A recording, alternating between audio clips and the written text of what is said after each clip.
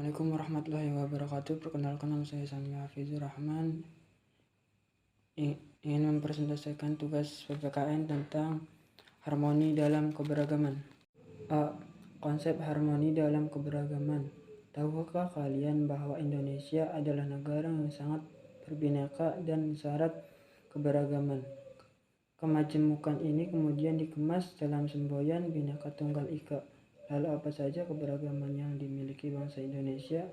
Menurut kalian, apakah keberagaman tersebut membanggakan? Bagaimana merawat keberagaman tersebut? Perlu kalian ketahui bahwa di balik keberagaman bangsa kita terdapat juga potensi perpecahan. Lantas apa yang harus kita lakukan agar bangsa ini tetap damai dalam jalinan kesatuan yang utuh di tengah beragam perbedaan? Bab ini akan membahas materi penting, yaitu harmoni dalam keberagaman. Dilansir dari Kemdikbud, Indonesia adalah negara yang kaya baik dari segi sumber daya alam maupun keberagamannya. Terdapat dari suku, agama, ras hingga golongan. Keberagaman yang demikian merupakan anugerah Tuhan Yang Maha Esa yang harus dijaga dan dilestarikan. 1.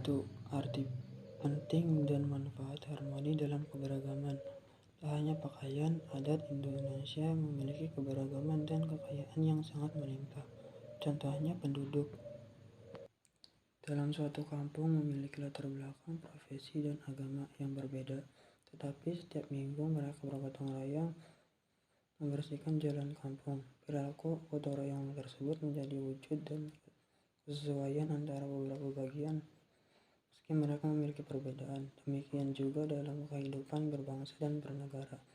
Harmoni dalam keberagaman menjadi hal penting dalam rangka menjaga kestabilan dan kesejahteraan masyarakat.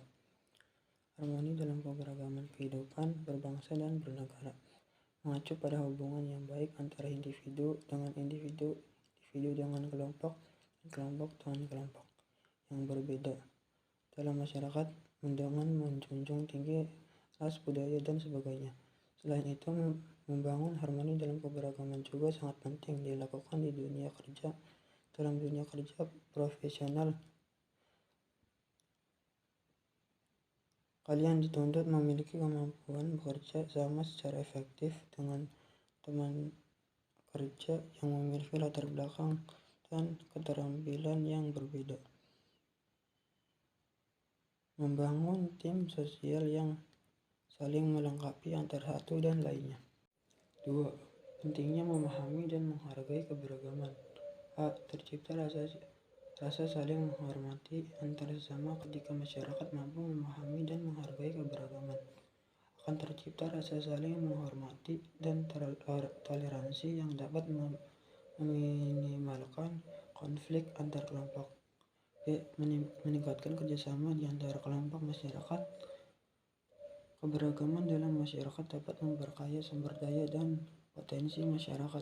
Ketika masyarakat mampu memahami dan menghargai keberagaman, tercipta kerjasama dan kolaborasi yang produktif di antara kelompok masyarakat. C. Meningkatkan kualitas hidup.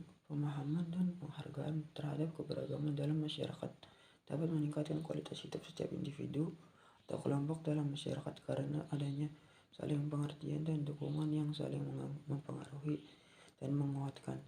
D. Menjamin keberlangsungan kehidupan yang lebih baik. Masyarakat yang memahami dan menghargai keberagaman cenderung lebih mampu beradaptasi dengan perubahan dan tantangan yang ada dalam lingkungan global yang kian kompleks. 3.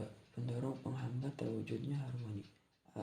Faktor pendorong dalam mewujudkan harmoni dapat berupa kultur, struktur, atau infrastruktur.